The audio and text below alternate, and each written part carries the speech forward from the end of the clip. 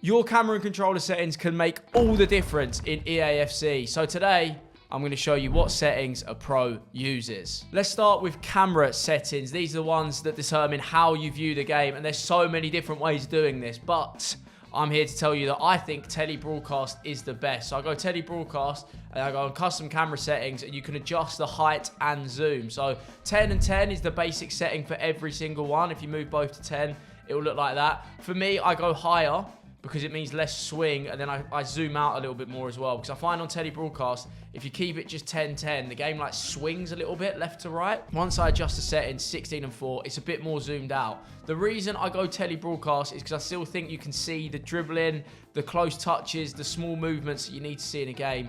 A lot of people do go for co-op. That is the other one that is mainly used. So the top two most popular camera angles are tele-broadcast and co-op. The thing is with co-op, it's good if you want to see the whole pitch, if you want to see long through balls or switches of play, which everyone seems to love to do at the minute, then co-op is an option. But for me, tele-broadcast is the best. Zoom it out to about 16 and 4, but also do this to your own personal adjustment. There is other new settings in the game. EA have added a few more settings in. They have far side focus, which I just left on 10. Penalty area zoom is on 10 as well. So this basically means whenever you go into the box, you're going to zoom in ever so slightly on 10. If you have it on 0, your camera won't change. If you have it on 20, it will zoom in like all the way every time you get into the box, which is really, really distracting. My ball tracking speed, one that I haven't spoken about, this is down to 0. Because you read what it says, adjust the delay of the in-game camera when following the ball. I don't want any kind of delay when following the ball. I think this setting is really, really strange they've included it, but if people do like that thing, then put it on. But I definitely recommend 0. The camera zoom, all that, 10. I have the power shot zoom on. So basically, whenever you do a power shot, the game like slightly zooms in with me. A lot of people have this off as they can tell the power shot is going to happen already. But if you're not really familiar with power shots, or if you're like me and you like to see when it's going to happen, then keep it on. Onto visual, which goes hand in hand in camera. Some of these settings I use because I have to. These are settings that are used at pro tournaments, so I use them at home. For example, the player name and indicator and player name is something that we have to have on at pro tournaments, which is why I use it now.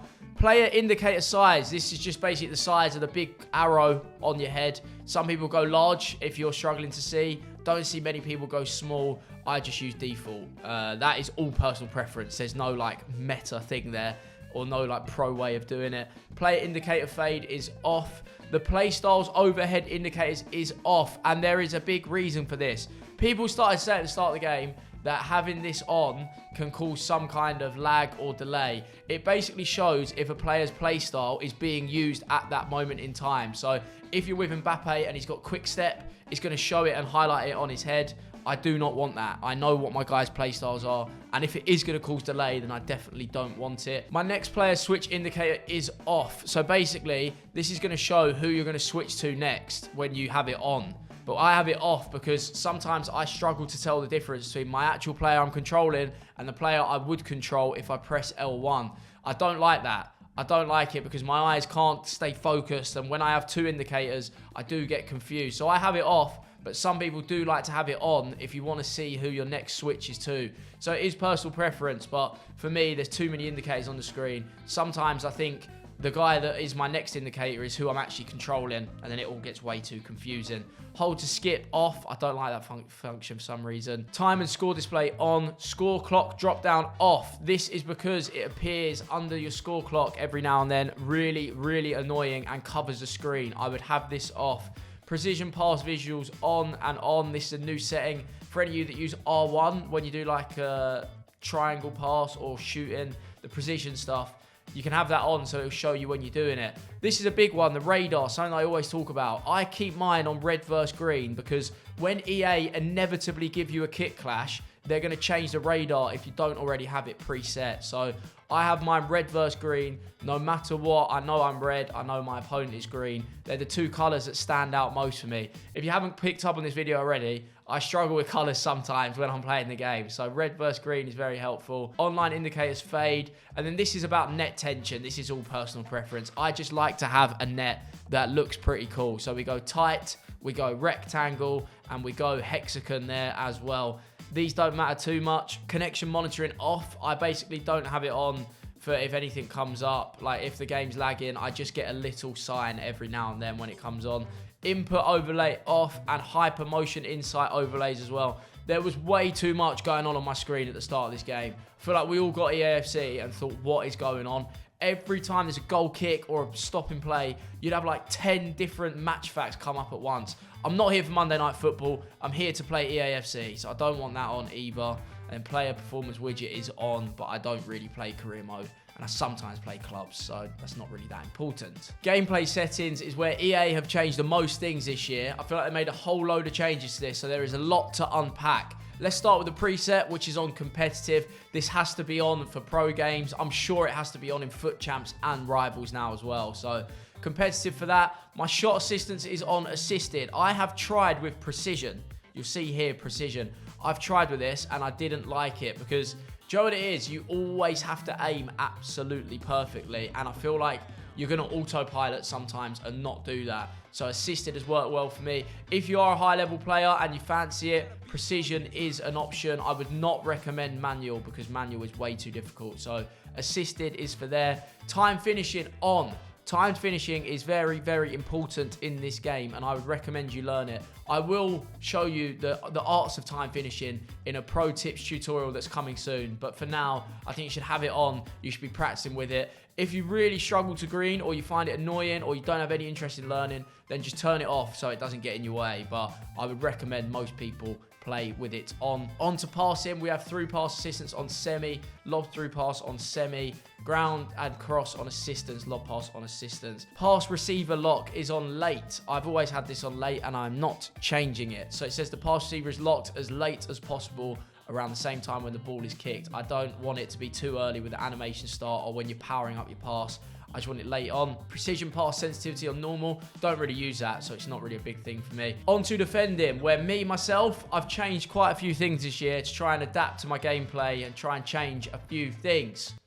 I can say change a few things one more time. Clearance assistance is on directional. Jockey is on manual because it has to be. Defending, now, defending, this is what we all talk about. Tactical versus advanced. Now, what I didn't like about advanced defending is that I didn't feel in complete control. Tactical defending is what we usually use, so I have stuck to that. I have tried advanced defending, but I found it a lot harder, and I also didn't think it was worth the time, because I didn't think the shoulder challenge thing on the byline that people were talking about was that important. So tactical defending for me. Legacy defending isn't allowed, so you might see legacy defending, but when you're playing in competitive game modes, it's not allowed. Pass block assistance is on. Switching on air balls and loose balls.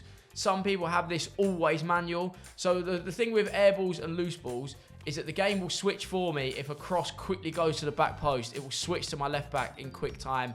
Or if there's a loose ball, it will switch to the player that's closest to me.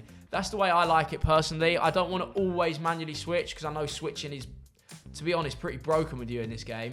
Some people only have it on loose balls. You can have it on automatic. You can have it on air balls. But for me, air balls and loose balls. This is something that I've changed this year, the auto switch moving assistance. Taking me some time to understand this, and I think I'm happy with it on high, but I am continuing to experiment. I have always had it on low or none, but I thought, you know what, I haven't played as well as I want in recent years, so I'm going to test a few settings out. So what my thinking is, I like to press a lot with my wingers, with my strikers. If I push forward really quick and I switch the next player, I want the guy still pressing and moving, which is why I've gone for high.